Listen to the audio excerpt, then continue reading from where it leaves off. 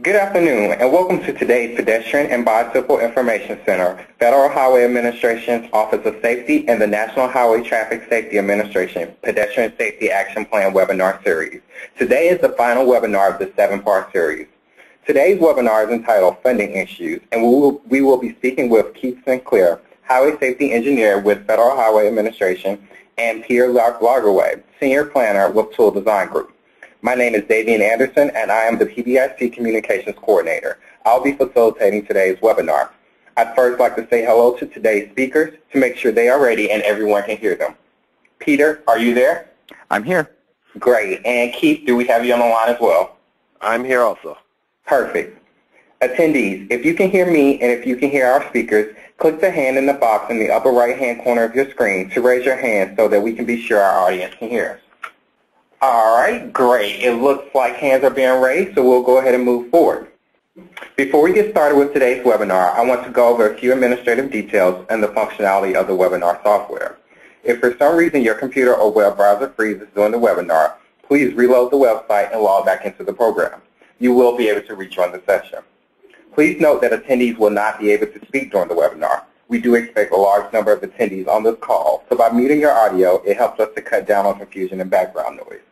As an attendee, you have a control box in the upper right corner of your screen that collapses and expands by clicking the double arrows. Though you won't be able to speak, you will have the ability to ask questions by entering them in the question box.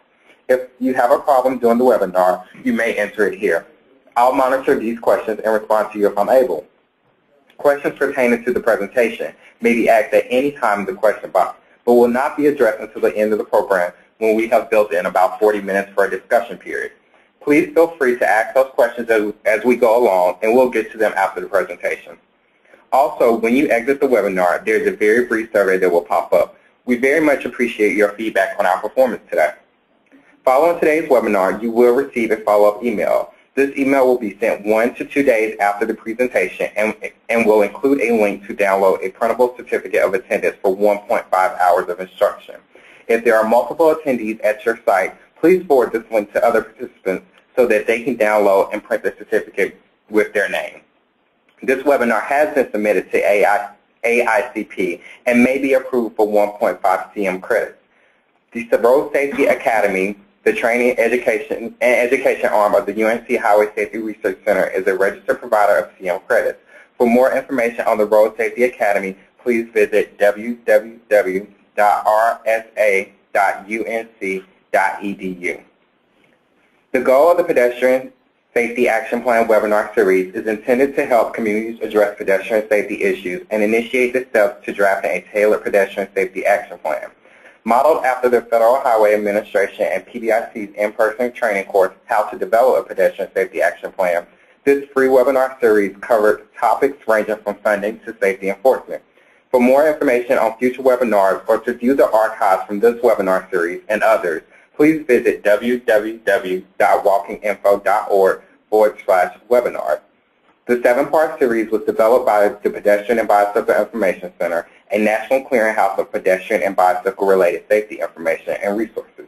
We offer information and technical assistance to diverse audiences about health and safety, engineering, advocacy, education, enforcement, access, and mobility as it relates to pedestrian and bicyclists. Today's webinar is made possible with funding from the U.S. Department of Transportation, Federal Highway Administration, and the National Highway Traffic Safety Administration. Today's session will be archived and available for download on our website at www.walkinginfo.org/webinars. In addition to these webinars, PBIC offers 4 different in-person training courses to provide technical assistance to professionals and community members in developing pedestrian safety action plans and improving conditions for walking.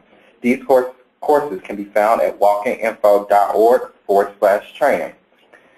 At this time, I'm going to turn the screen over to Keith for the feature presentation, Funding Issues. While he's getting set up with his slide presentation, I want to take a quick poll from the audience. Please let us know how many participants are viewing the webinar at your site. And I'm going to give everyone a few more seconds to put in their vote. Great. I'd like to thank everyone for answering that polling question. I'd like to also thank Peter and Keith for their presentation today. And we are set to go. Keith, please take it from here. Thank you. And in 1 second, I'll get this presentation started. Okay, so good afternoon. We're gathered here today to talk about how we're going to fund our pedestrian safety action plan development issues. So, in no short order. All right, so our learning objectives are to describe how we are going to identify funding sources for the development and implementation of your pedestrian safety action plans, including planning, design, and construction of pedestrian safety projects, studies, training, road safety audits, pedestrian safety audits, and evaluation.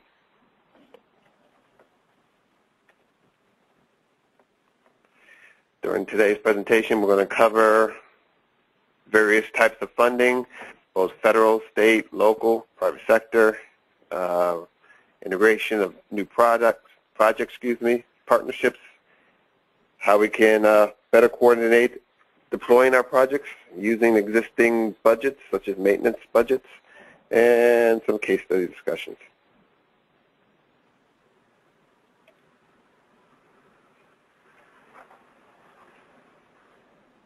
First, to begin with, we like to always start out and try to build our commitment to safety. And basically, safety should be a primary priority for your state and local agencies. And with that in mind, we want to focus on reducing our fatalities and serious injuries. And a lot of the things we'll discuss in terms of funding and other parts of the series that was delivered on developing a pedestrian safety action plan goes towards reducing our fatal numbers and our serious crashes. So let's start out with federal funding for pedestrian safety and accessibility. This slide here shows funding that was initially set up in IST, in the Intermodal Surface Transportation Efficiency Act of 1991, and that pushed through funding for pedestrian and bike projects to, at that point, unprecedented levels. And IST was followed up by Safety Lou, which continued the trend and still provided a lot of funding for pedestrian and bike projects. And some new innovations that we'll talk about later on, such as the Safe Routes to Schools provisions. Currently, we're at the end of Safety Lou. I guess really the dollar signs or the amount of funding is secondary to the type of funding programs we have out. And the first funding program we're going to discuss is NHS funding, or the National Highway System funds. And these funds may be used to construct bicycle transportation facilities and pedestrian walkways on any land adjacent to any highway on the National Highway System. And the National Highway System is designated through cooperation with the state agencies. And you should be able to find this information from your state DOT or even off of our federal highway website with the NHS route. So if your project is along a National Highway System roadway, then you can possibly get some NHS funding for pedestrian programs.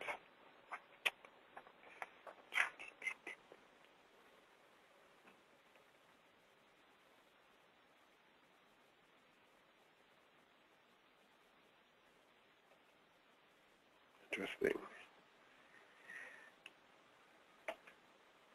Okay, you should be seeing the slide on the Surface Transportation Program, otherwise known as STP. And bicycle pedestrian projects are broadly eligible under this funding on almost all major federal aid, highway, transit, safety, or other programs.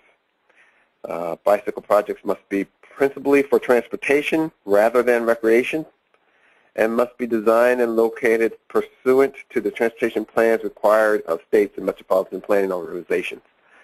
So in a nutshell, in order to get this funding or any federal funding, you have to go through the planning process. Projects have to go through and be accounted for within your steps and tips throughout.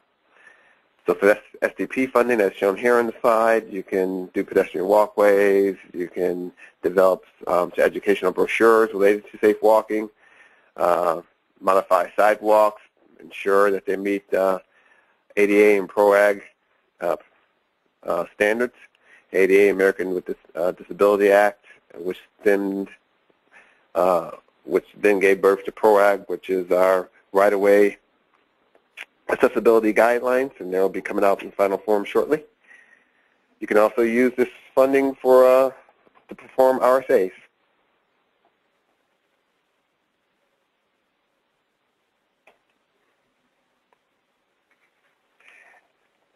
Followed closely by a program that many people are familiar with, and that's the Highway Safety Improvement Program. And under Safety Lieu, this program was elevated from, it initially was just a simple 10% set aside of a state's STP apportionment, and now it has been elevated into a core program with vastly increased funding. As you see here, $5 billion over 4 years, and which allows us to put more funding into implementing safety programs, of which pedestrian safety can be a part of. In order to get this funding, though, each state must implement a strategic highway safety plan, and to date all states have a strategic highway safety plan. And a strategic highway safety plan is a data-driven action plan developed by the State Department of Transportation in coordination with various safety stakeholders that comprehensively identifies and analyzes highway safety problems and opportunities. As I mentioned, it's developed in consultation with major state and local safety stakeholders, including representatives from the Governor's Office of Highway Safety, your transportation planning organizations, various transportation modes, including transit, rail, law enforcement, and Operation Lifesaver. Motor carriers safety programs are very key in that also. And they all get together, hash out a plan that's supposed to, the SHSP should operate as sort of an umbrella plan where everybody comes together to coordinate their various activities. And the whole idea of this District Highway Safety Plan is for it to describe a program of projects and strategies that are going to be deployed within the state to reduce your fatalities. And in polling and coming together with all the stakeholders, we cover the 4 E's, so you will have your engineering, enforcement, education, and emergency management services involved. The plan then gets developed and it gets approved by the governor or the governor's representative as the governor sees fit.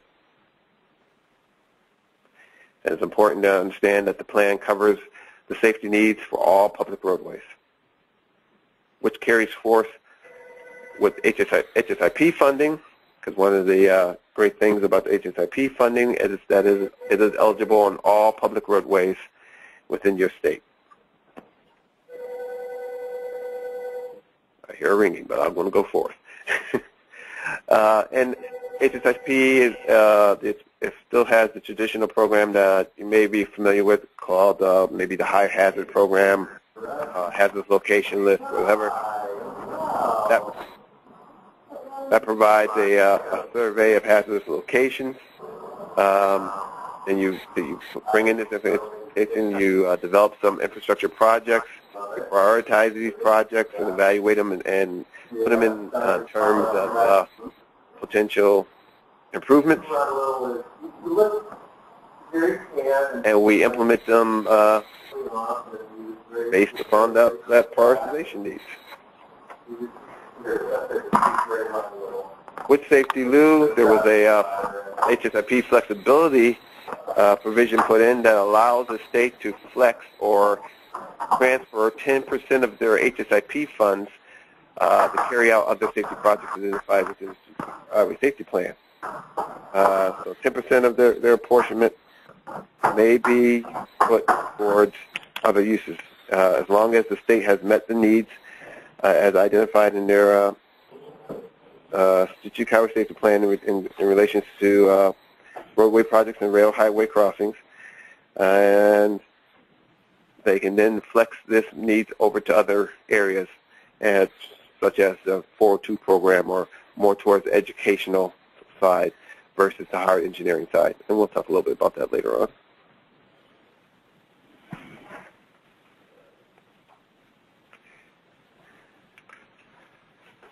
Our next program is traditionally called a Section 402 program, stemming from its birth in Section 402 of 23 United States Code. But it's basically pedestrian and bicyclist safety programs, state and community highway safety grants, put forth and administered through Federal Highway Sister Agency, NHTSA, and run through your Governor's Office of Safety, or your Governor's Safety Office. So a state is eligible for these grants by submitting a performance plan. So every year there's a performance plan developed which establishes the goals and performance measures for improving highway safety. And there's also a highway safety plan that describes the activities to achieve these goals, or the action plan to achieve these goals. And we can use this funding to do what you see in the two bullets here. They can be used for countermeasures, it can be used for education, it can be used for enforcement programs. Quite effective. It's a well-run program. More information in your state is available from your Governor's Safety Office.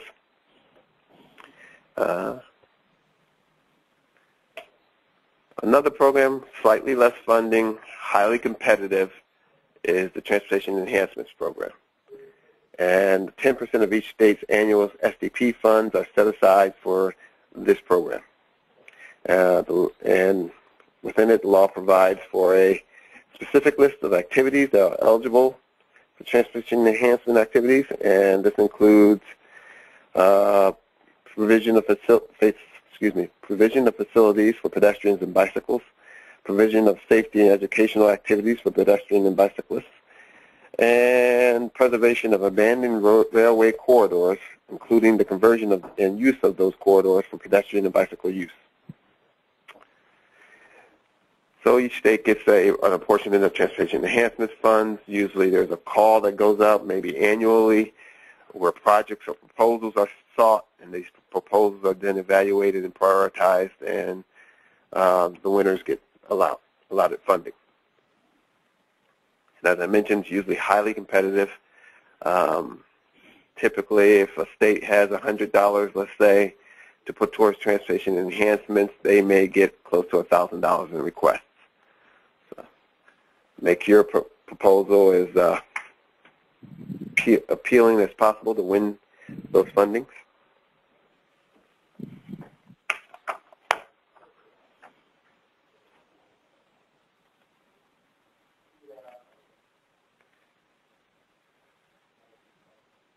Next program, CMAQ, is Congestion Mitigation and Air Quality Improvement Program. And these funds may be used for either the construction of bicycle transportation facilities and pedestrian walkways, or non-construction projects such as maps, brochures, public service announcements, etc., related to safe bicycle use. And as noted here on the slide, in order to use these funds, you must be in a non-attainment area. That's the first criteria for eligibility. And then you become part of the whole process and how your project is going to help this area improve its air quality, in addition to improving safety for pedestrians and bicyclists.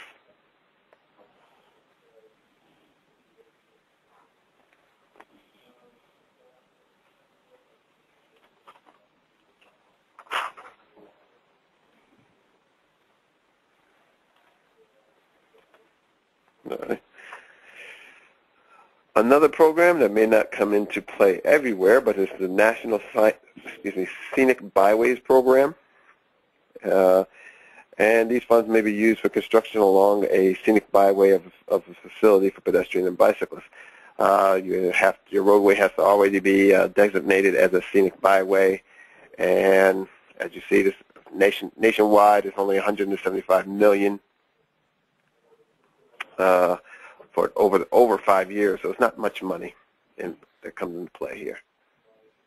We won't spend too much time talking about that, but if you, in fact, have a National Scenic Byway program, you may be able to get some pedestrian funds from that, from your Scenic Byway roadway. The Federal Lands Highway Program, and this provision, Federal Lands is a division of Federal Highways, and it governs those lands that are owned by the federal government or where federal government assumes the role of a highway agency. And those are usually national parks, some Native American reservation areas, and other lands. So provisions for pedestrian and bicyclists are eligible under the various categories of the Federal Lands Highway Program in conjunction with roadways, highways, and parkways.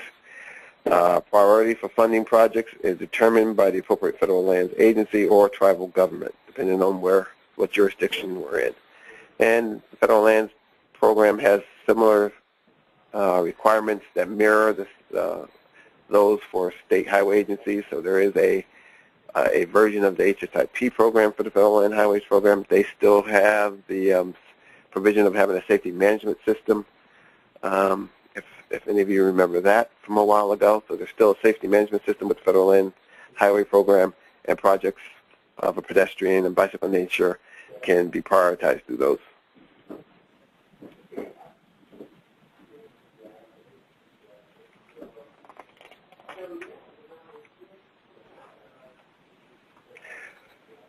Recreational Trails Program. Funds may be used for all types of trail projects. The funds apportioned to a state, 30% of those funds must be used for motorized trail usage. Another 30% must be used for non-motorized trail usage, and 40% for diverse trail use, any combination of those. So, and as you can see, we had $370 million over 5 years under Safety-Loo. We'll see what we get when reauthorization comes around. Next project or funding category is a Safe Routes to School program, and this was new on the federal level with Safety-Loo. A number of states had their own Safe Routes to School program in existence prior to and now with Safety-Loo. And basically this program is designed to encourage and make it safer for children to walk or bike to school. So it provides funding to plan, develop, and implement projects associated with improving safety and reducing traffic, air pollution and fuel consumption near schools, and we're talking elementary and middle schools.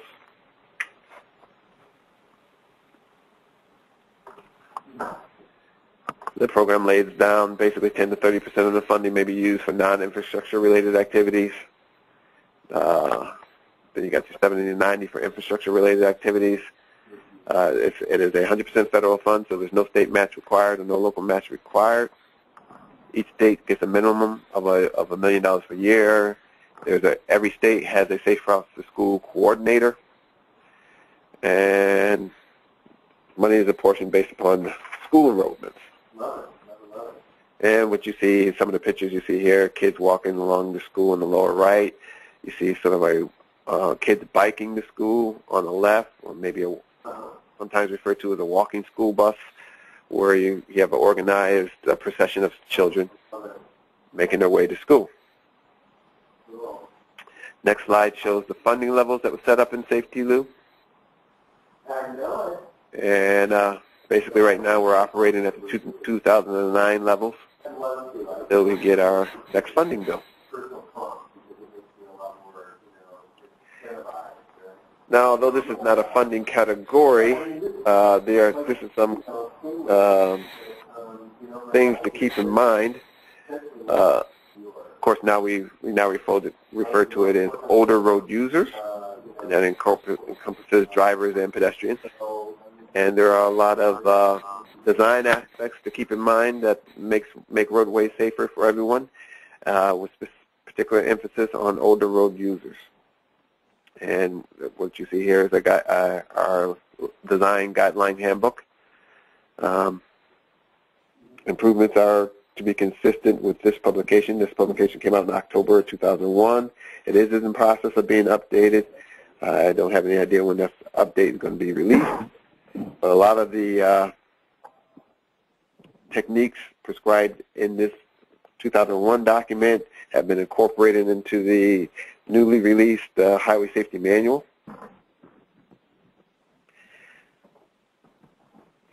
And again, a lot of the provisions within it are 100% federal share, and basically states may fund these activities at whatever level they feel addresses their requirements or needs along their roadway projects, pedestrian or bicycle roadway projects. Okay, local funding. This is where I'm going to turn the presentation over to Mr. Lagerwey. Peter Lagerwey will come on and start talking about local pedestrian funding. And it's important to note that each state funds have specific pedestrian and bicycle funding that they administer differently. But a lot of them do have pedestrian monies dedicated and bicycle money dedicated. It's important to get to know your local state bike and pedestrian coordinators and the various bike and pedestrian committees at your local planning organizations. And with that, I'll turn it over to Peter. Peter, are you ready? I'm ready. All right. I did? All right, perfect. We're good to go. Thank you, Peter. Okay, thank you. Thank you, Keith. And I'm going to switch gears here a little bit. Keith, covered all the different federal funding sources, and I think of that as sort of the science side of this. Here's the funding, and here's what's available. I'm going to sort of change the theme and the tone here a little bit and talk about what I'm going to call the art side of it, the artistic side of funding, if you will, sort of beyond the pots of money, and both are equally important. I want to go back to what Keith started with, where he was talking about the importance of making safety the #1 priority. And I want to just talk a little bit about the relationship between safety and funding. If a community is serious about safety, and if you're serious about reducing the number of pedestrian crashes, also the number of bicycle crashes, then you're going to spend your money differently. And so one of the first things that I think a community needs to do when they're looking at funding is to look at what are the criteria that are being used to allocate funds. And if the criteria are mostly focused on things like level of service, you're going to get a different outcome than if your focus is on reducing the number of crashes involving pedestrians. So those communities that are really great places to walk and are getting their crashes down really start with a commitment to safety in the prioritization process of how they do their funding. Okay, on this first slide here, I've got a few bullet points, and I want to run through each one. The first one is related to community wealth. And I've been to, I think, about 200 different communities now over the last 25 or 30 years. And one of the things that always strikes me is the fact that there's almost no relationship between community wealth, in other words, how wealthy the community is, and the walkability of that community, both in terms of number of people walking, how friendly it is for walking, and for the crash rates. And the reason I mention that is simply because a lot of communities say, gosh, we'd love to do more for pedestrians, but we don't have the funds. Or, we would do it if we if we have anything left over. Of course, there's nothing ever left over. It's also, of course, today with funding being short in general, is that usually both walking and bicycling gets the short end of things. And again, it's an excuse, but there is no relationship between the two. In fact, some of the wealthiest communities in America have no sidewalks and no way to get across the street, and are really challenging places to walk at all. What is different, though, about the communities is that they are making some different choices. And they're making different choices really at two levels. One is they're making different policy choices. So when they, for example, design an intersection, they're making some different decisions about the geometrics of the intersection. When they're doing new development, they're making different decisions about policy regarding requiring sidewalks. So they are making different choices on the policy level. Secondly, they're also making different choices in terms of how they spend their funds. With federal revenue sharing and some of the things Keith was talking about, the amount of money sort of per capita that communities get isn't all that different. And so what we're finding is that different communities are making different choices. So both at a real money level, but also at a policy level, at a design level, at all different levels, they're making those choices. And so, again, these are choices that any community can make. It's not related directly to community wealth. Next issue related to funding, and I'll just go back to my 220 communities again, is that when you look at what's the common denominator of those communities that are spending a lot of money on pedestrian infrastructure, but also pedestrian projects and programs, it's those communities that really get the public involvement part. And it's also those communities where the local transportation agencies do a good job of listening to the constituents. One of the things I've noticed over the years is that there's often a big gap between what transportation agencies think people want and what they actually want. And I'll just give you a quick example here. Back in the 90s, when I worked for the Seattle Department of Transportation, there were 37 neighborhood plans that were completed. 35 of those plans mentioned things related to pedestrian safety. You know, problem intersection, a lack of a sidewalk, whatever the case may be. Not a single one of them said things like, we want to widen our street, or we want to increase the capacity, or improve the level of service. And so we discovered there was a big gap between what the people in the neighborhoods wanted, the people who lived in Seattle, and the people who were delivering the service. And from then on, while I was working there, we always had to show how the projects we were doing helped implement neighborhood plans. So it was kind of a shift, a fairly big shift in terms of what we thought our goals were, our audience was, and how we spent that money. So again, there's a direct relationship between listening, public involvement, and how we spend our funds, and what our goals are, and what our priorities are, and how we spend the money. And I'm not going to spend a lot more time on this other than to suggest that when you're looking at public involvement, there's three parts to it that you want to look at in your community. And if you're not getting a lot of funds going to pedestrian projects and programs, then you might want to look at, are you missing one of these three things? And one is, having a pedestrian advisory board directly connected to your local government, a place that provides some accountability in terms of your annual work plans, annual report cards, what are you doing? Secondly is you need some advocacy, a pedestrian advocacy group in your community in terms of doing some of those things that a ped advisory board maybe can't do. And then thirdly is what I mentioned a minute ago, is the neighborhood group involvement, and they're really focusing on some of the pedestrian improvements that are needed. And when you get that triangle, those three things in the public involvement, and if they all start saying the same thing, you're going to start seeing your community make some different choices when it comes to both policy and allocating resources. And then the final one is creativity, and I'm going to hit that one in a little bit when I give you a couple of case studies we'll talk about. So next thing I want to talk about a little bit is routine accommodation.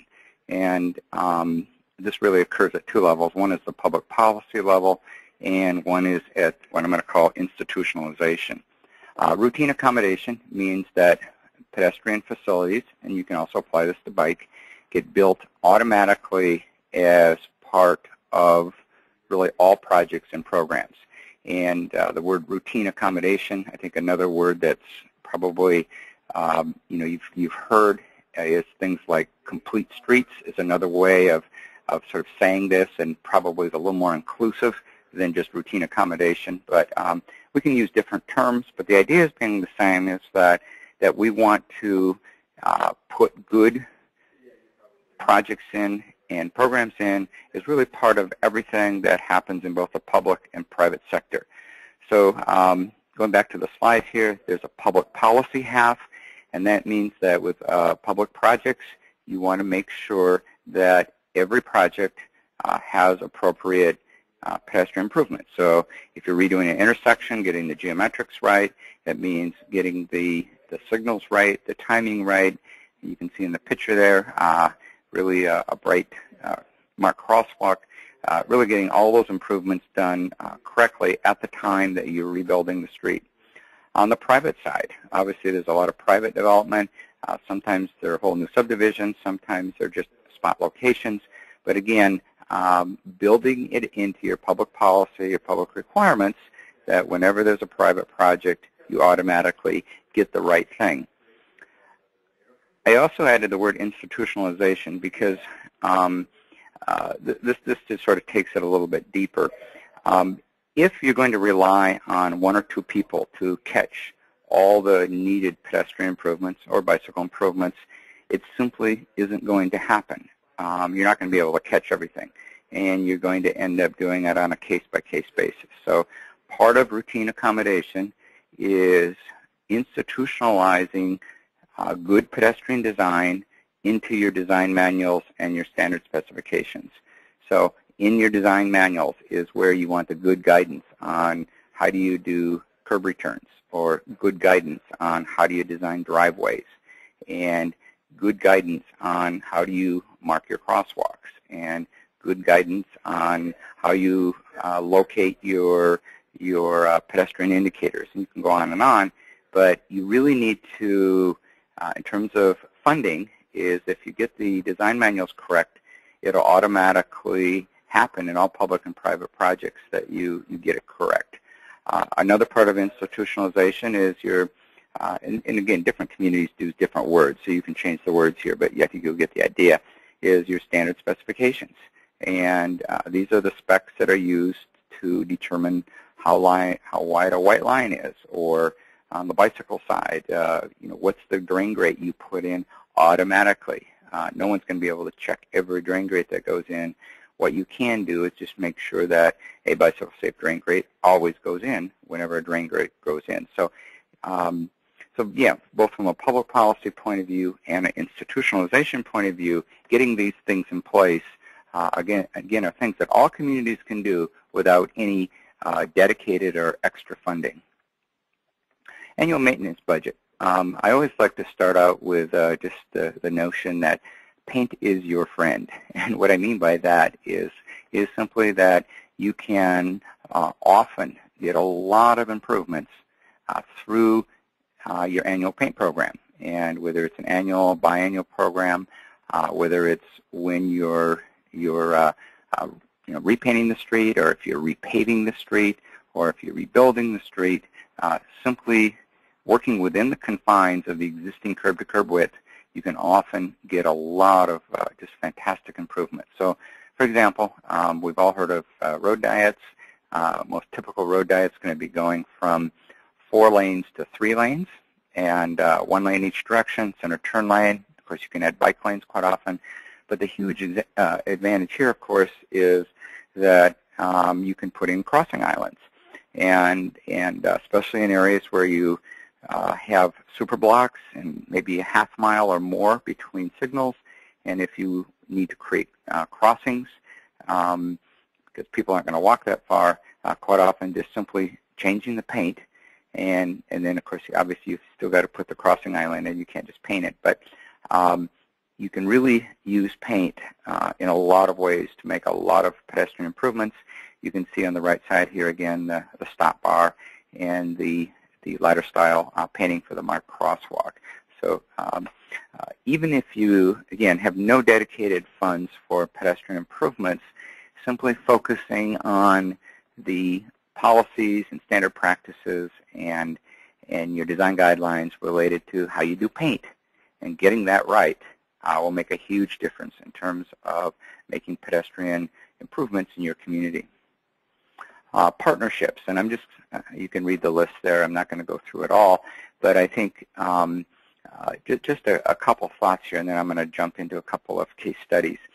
One of the things that I would suggest you do in your community when you start looking at partnerships is think in terms of what organizations, public and private, need linear corridors.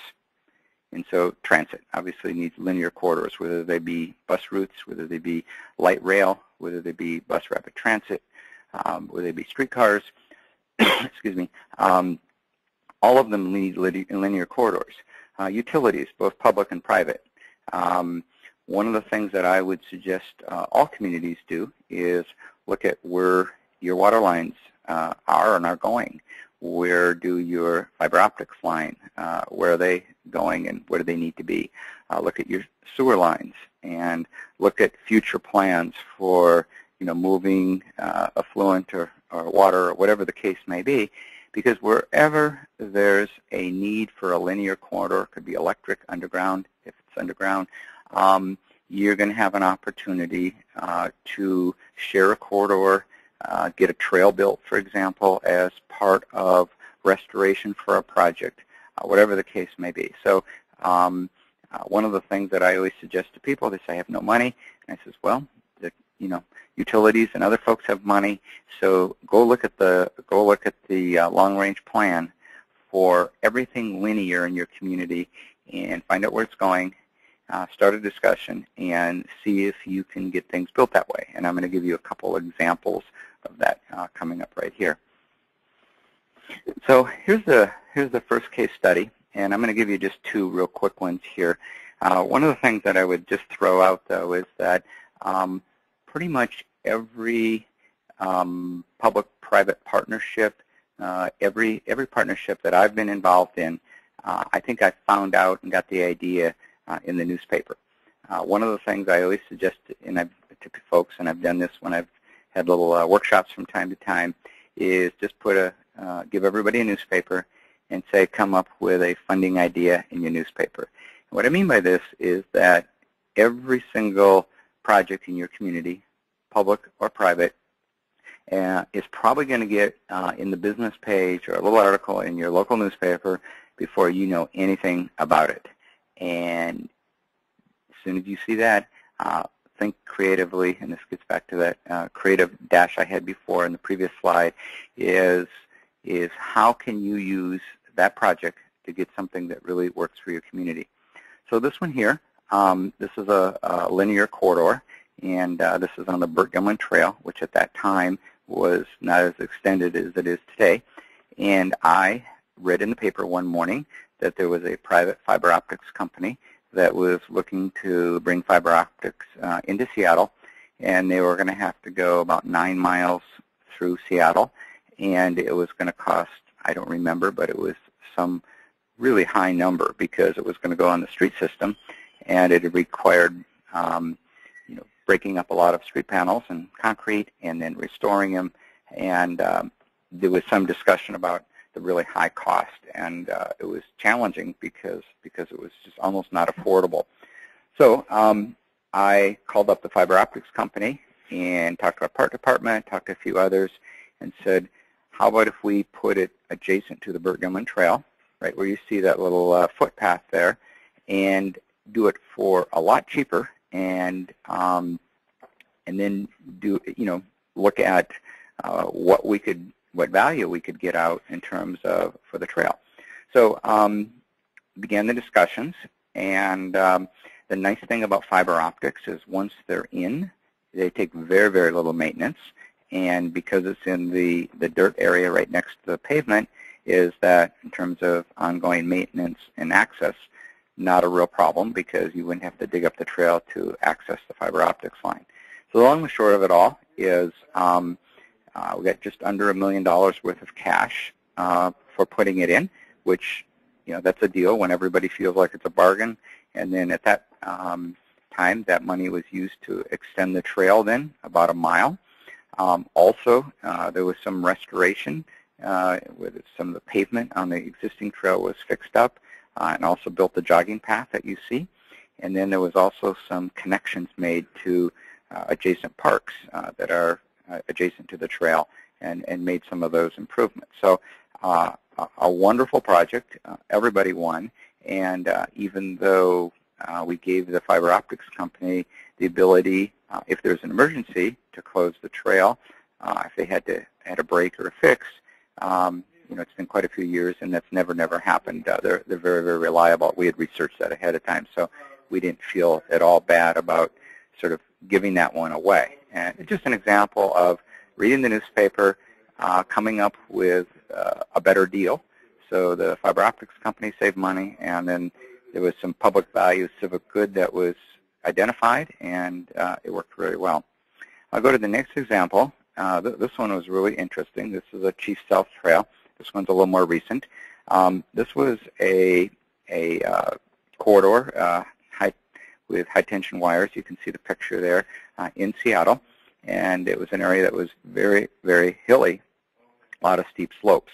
And we had an estimate for what it would cost to put in a trail system here and meet ADA. And it was one of the estimates came in at $17 million. I think a couple other ones came in at 12 or 13. But the point being, it was a lot of money for putting in a trail because it was the topography. Again, this was a newspaper kind of solution. Reading the newspaper one day, we were noting they were putting in a light rail system just parallel to this corridor, and there was a note in the newspaper saying of how many tons of clean dirt were going to have to be put on rail cars and hauled off to a landfill in Oregon, and the incredible cost of that.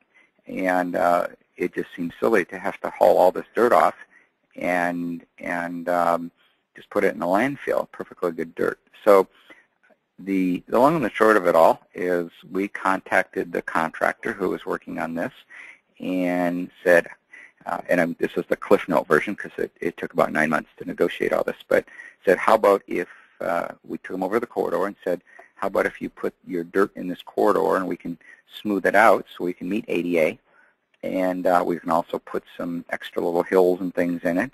And you have a place to put your dirt, and for that, you build the trail. So really asking two things. One is to bring, put the dirt in a way that worked, in other words, sculpture the dirt, and then secondly, build a trail. And they said, yes, but two things. One is that you have to give us a plan, and two is we don't want to do the intersections, the traffic where the trail crosses the street. So that was what we ended up agreeing to at the end of the day, and they built the trail, and you can see it there. And it was an area of the city that did not have any major trails. It's really the only major area of the city with no trails, and so it became a fabulous community asset.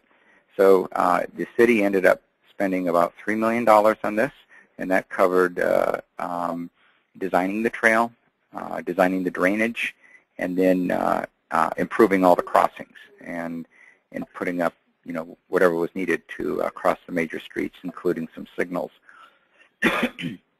So that's just an example, again, of looking for a win-win, finding out what other people need, and really getting incredible value out of it.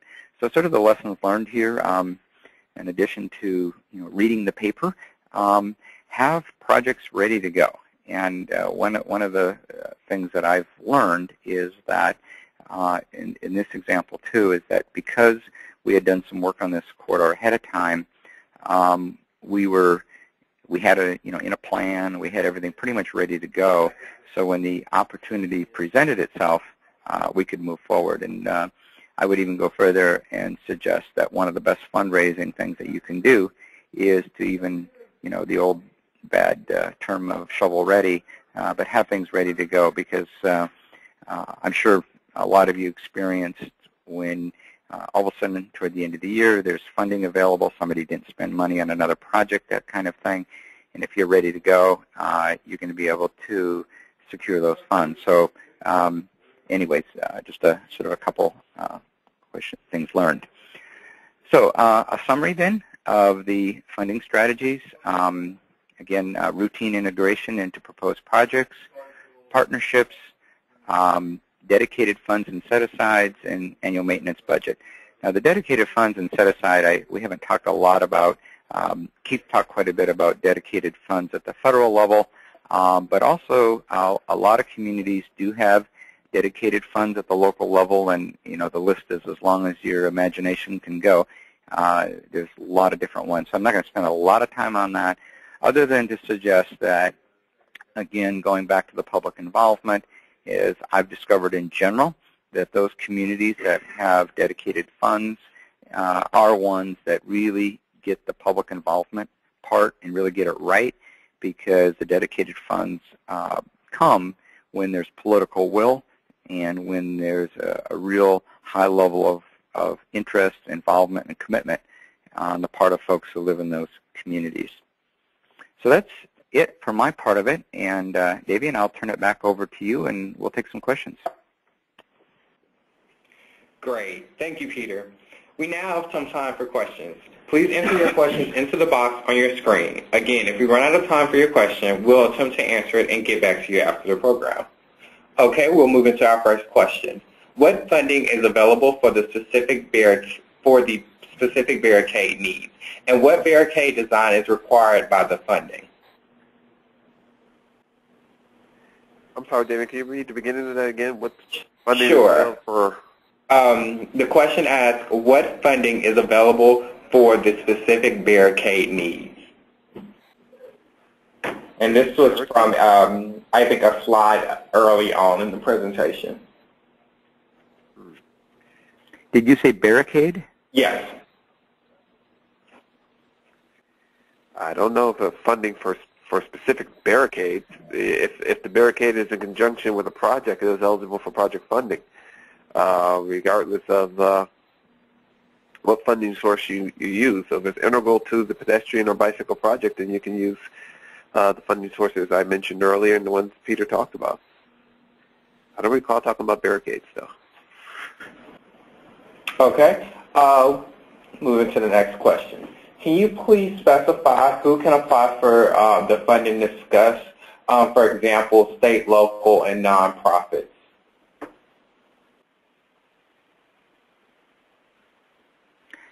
Keith, why don't you talk about who's eligible for federal funding, and then I can add to that. Okay. So the question is, okay, who is eligible for federal funding? Projects are depends upon the location of the facility and the funding type used. As I mentioned, with Highway Safety Improvement Program funding, HSIP projects, as long as the projects get prioritized within the program, then it's eligible to use that funding on all public roads. And then you can always leverage and coordinate that funding with other state funding and local matches also. So using federal funds does not preclude the use of joint funding through other partnerships made on the state and local level. I'm not sure if I'm addressing the question correctly. Peter, add your portion. Yeah, I think one of the things you have to look at is for the different pots of federal money. Some of them, a lot of them require they go, I would say, through the state. They don't go directly from sort of a federal pot of money to local. And then different states, each state sets up kind of their own different funding mechanisms. Typically, most of them need to go through either regional or local transportation agencies. Though some states, like on the Safe Routes to School, and some of the pots of money also allow some of the funds to be redirected through private not-for-profits and schools and things like that. But that's more the exception than the rule. And I think, Keith, what you just said is usually more the rule, is that the funding goes through a local transportation agency who then can set up partnerships with other agencies that are, say, not-for-profit agencies. So they can participate, but usually they can't get the funds, directly. Okay. Thank you. The next question asks, do we need a pedestrian plan per se to qualify for STP funding?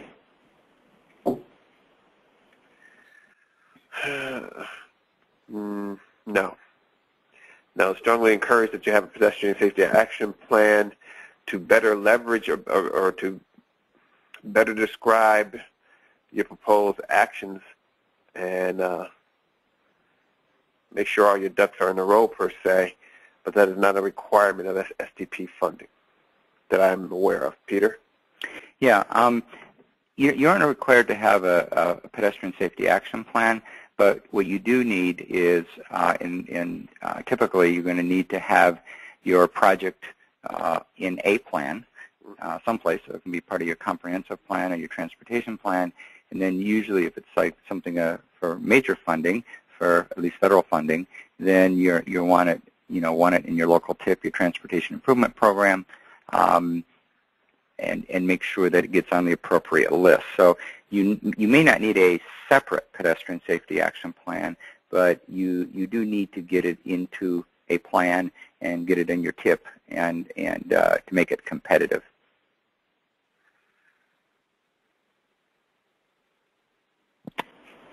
Okay.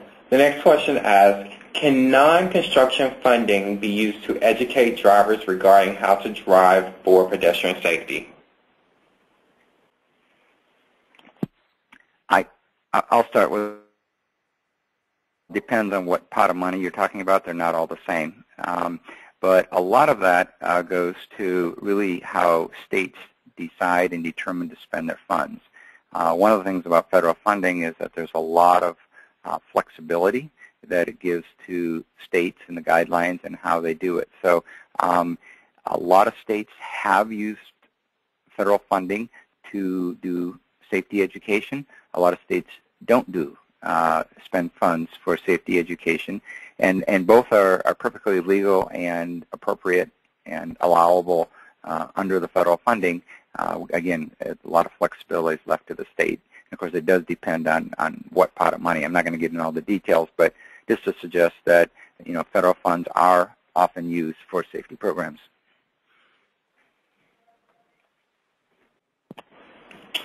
Okay. The next question asks, in the context of HSIP, what does the term highway include? In the context of it, all public roadway.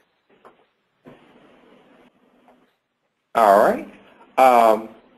The next question asks, when you talk about funding for enforcement, what can the enforcement funding cover? And I think this is similar to a question we just answered. It would be very, very similar in terms of you just need to look at your state guidelines and what they've done to, the kind of guidelines they've written, the kind of applications. You'll find that a lot of states don't fund much in terms of enforcement. Other states do. Okay. The next question asks, is CMAQ $8.6 million or $8.6 billion? I would say the billion. Let me pull that slide up. It has to be in the billions because each state will receive millions of dollars. I know when I worked in New Jersey Division Office, we had close to $10 million in CMAQ funds at one time. Okay. Do you want to move it to the next question, or you're pulling up that slide? Move to the next question. Okay. Does the 40% for diverse groups for the recreational trails mean underrepresented minorities? Sorry, say that again, David? Sure. Does the 40% for diverse groups for the recreational trails mean underrepresented minorities? No, that's diverse projects, meaning you can have a mix of both motorized and non-motorized. That's how I took that. Okay. The next question asks, how will these programs be affected by the current proposed transportation bill? That remains to be seen. I'm sure they will be affected, depending on what finally comes out of the bill-making process. There's so many different scenarios that could come into play. I won't even speculate, but there will be some effect.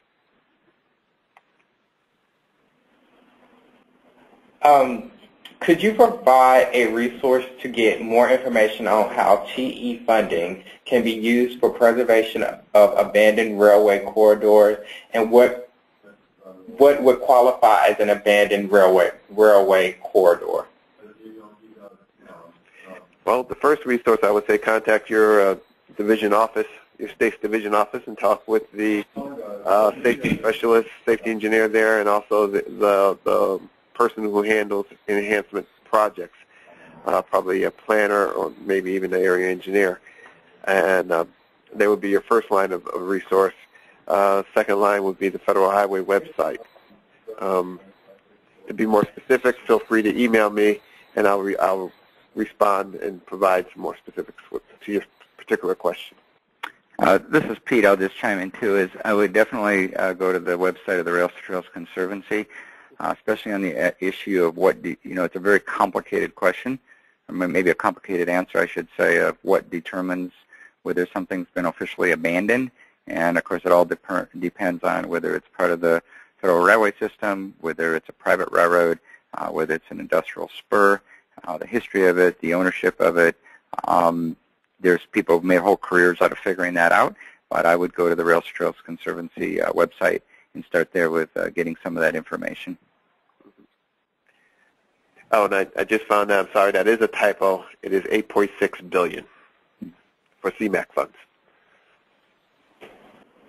Okay, thank you, Keith. Can lower motor vehicle speeds be used as a tool to reduce costs while also improving pedestrian safety? If so, are there any examples of this? I'm not sure I understand that question. Could you read it again? Sure. The question asks, can lower motor vehicle speeds be used as a tool to reduce costs while also improving pedestrian safety? Can lower motor vehicle speeds? Yes. I think there's two parts to that question. I mean, one is I'm not sure lowering speeds lowers cost very directly, but certainly when you design something to a lower speed, you're going to quite often, not always, but reduce both the severity and the frequency of crashes. And in that sense, it certainly does reduce the social costs that we all know are very, very high that we get from car crashes, car pedestrian, car bike crashes.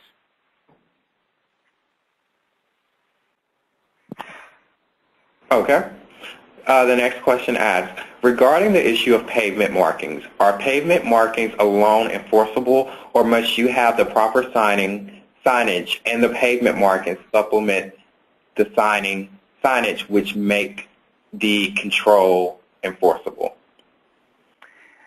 Well, I'll dive into that one a little bit. The answer is it depends. It's like with the man-uniform traffic control devices and with AASHTO, it really, in some cases, you have paint and signs are optional. Other cases, it's required. So you really have to look into the details to see the relationship between paint and signs. Quite often, when you use paint on pedestrian facilities, when you start looking at the signing, you're going to find that there is must and may and should, and it really just depends on the situation. So you have to go to the MUTCD and really look at what the requirements are. Yeah, I have nothing to add to that. That sounds right. Okay. In some municipalities in Pennsylvania, especially in the rural areas, municipal solicitors say that if you create it, you own it to the elected officials. They thus advise their clients not to create additional pedestrian accommodations that will need to be maintained. Are there any thoughts on this challenge? Well, I think it's true. If you build something, you're making a commitment to maintaining it. I find it a bit disingenuous when people say we'll build motor vehicle facilities and maintain it, and then have a different set of criteria for using it as an excuse not to make good, safe pedestrian facilities. So, yeah, of course you're going to maintain it. One thing I would suggest, though, is that it suggests that we should build quality facilities. It's much easier to get funding to build something new. You can cut a ribbon with it than to maintain a facility, which you can't have a ceremony and cut the ribbon, so to speak. So yeah, you do need to maintain it, but I think the best approach, though, is to build it well, very well in the first place, so that you minimize the amount of maintenance that's required. And this should not be used as an excuse to not make things safe. It really gets back to a commitment to safety, and if there's a safety issue, if there's something that needs to be done, we should be doing it. There's also an access issue. If this is being used as a excuse not to build sidewalks, paved sidewalks, then it really won't fly, because if you have a grass, dirt, weeds, whatever it is, facility that pedestrians are using as a sidewalk, then you have to provide, make it accessible. And Keith, you make a good point, is that fear of sort of maintenance costs is not an excuse not to bring things up to ADA standards either. Okay. The next question, it references the case study slide, the Burke-Gilman trail slide. The question asks, what is the use of the narrow dirt trail next to the pavement? Is it for jogging? Yes, it's for jogging. Okay, the next question asks, was the Burke-Gilman trail traffic maintained during the installation of the fiber optics, or was a detour provided for the trail users? What they did is provided kind of a moving detour as they went, because obviously they didn't do the whole thing at one time. And yeah, it's real important to not have people using a trail when there's big equipment out there at the same time. The next question says, Keith, when you discussed the CMAQ program, you mentioned that it must be a non-attainment area for eligibility. Excuse me. What is it defined as a non-attainment area? Okay, your non-attainment area is defined in relationship or in conjunction between your metropolitan planning organizations, your state transportation planning organizations, and EPA. So they periodically get together and determine, based upon the air quality rates, which areas are in non-attainment, and these areas then become eligible to use CMAQ funding. I don't know anything else I need to say on that. Peter, do you have any other insights? No, I don't. So in relation to determining whether or not you're in an attainment area, first talk with your planning officials, your state and local planning officials. And then you can proceed from there. Okay. The next question asks, having projects ready to go is a great idea and has a real value. How do you convince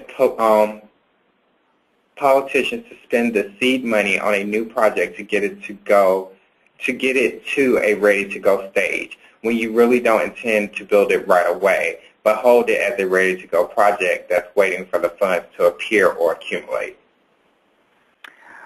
Well, I think the best way to do it is through example.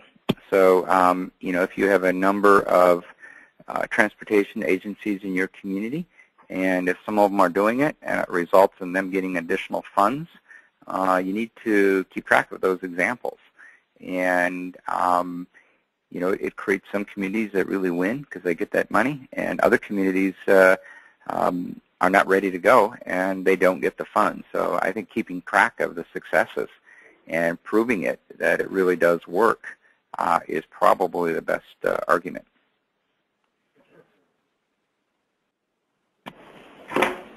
Okay. Does the funding have requirements for safe temporary paths of travel and barricades to assure that pedestrians can get safely around construction in the public rights of way? Could you repeat that? Sure.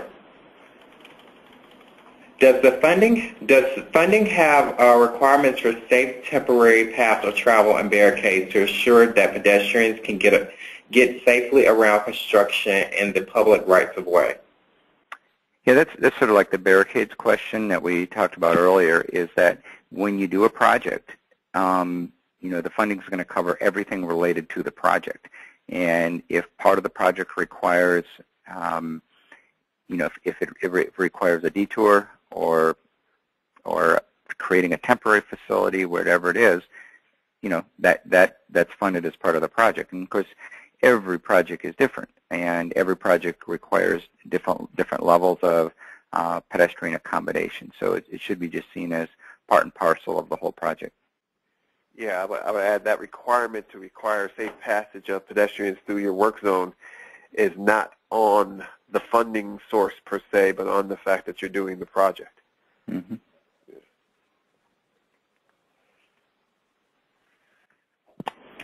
Okay, looks like we have a few more questions here. Is there a funding source dedicated to enhancements or retrofits for ADA compliance? No. No. Those projects or those elements are eligible for normal safety pedestrian roadway project funding, but there's no dedicated ADA improvement funding. Right. There's no dedicated, but certainly communities have used federal funding to do retrofit projects.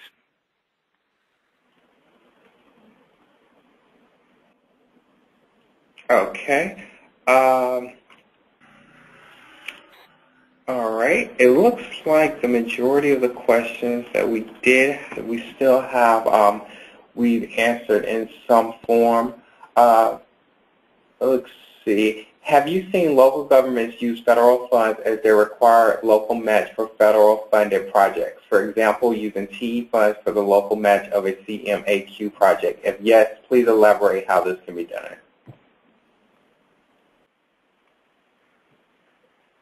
No.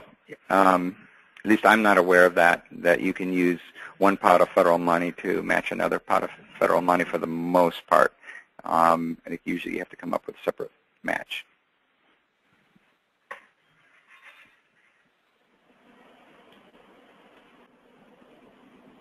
Okay. All right. It looks like we have went through most of the questions that we have. I just want to remind everyone that this presentation will be available for download. We will get the slides posted as well as a recording of the presentation today.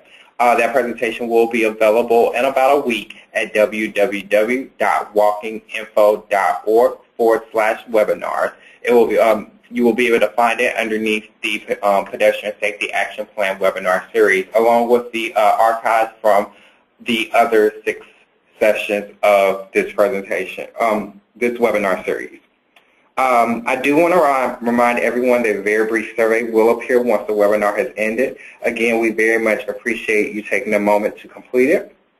I want to thank our speakers again today, Peter Lagerwey and Keith Sinclair, for their presentation.